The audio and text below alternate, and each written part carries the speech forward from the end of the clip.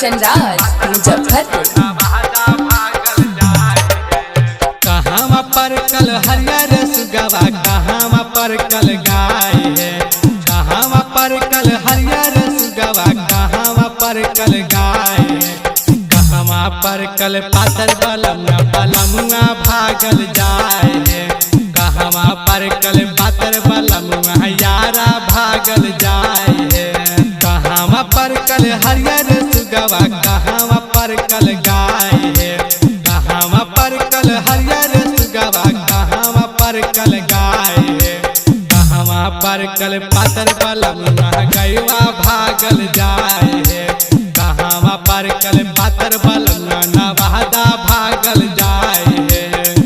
को दिन घरवा में रहे हमर तो करम फूट गेले है। कहाँ पर कल पातर बलमुआ डीजे कंचन राज मुजफ्फरपुर। हमरो कोठा ऊपर बोलाई तोता मैना ये सखी, आज ले गोदिया में न भेलै हमरो ललना ये सखी, हमरो कोठा ऊपर बोलाई तोता मैना ये सखी, आज ले गोदी में न भेलै हमरो ललना ये सखी, केला पर कल हरियर सुगवा गेहूं में पर कल गाय है, केला पर कल हरियर सुगवा गेहूं में पर कल गाय है, सौ दिन पर कल पातर बलमुआ हरियर बल भागल जाए है, सौ दिन पर कल पातर बलमुआ बाका भागल जाए है। का कहिए सखी सारा दुख हमरे के देले बा।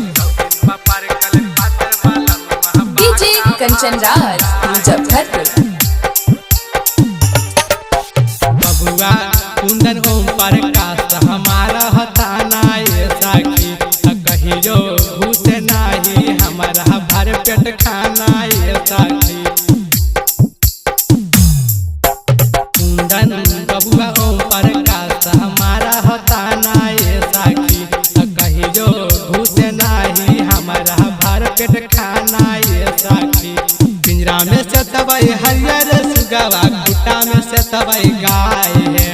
पिंजरा में से तबई हरियर सुगवा खूटा में से तबई गाय है,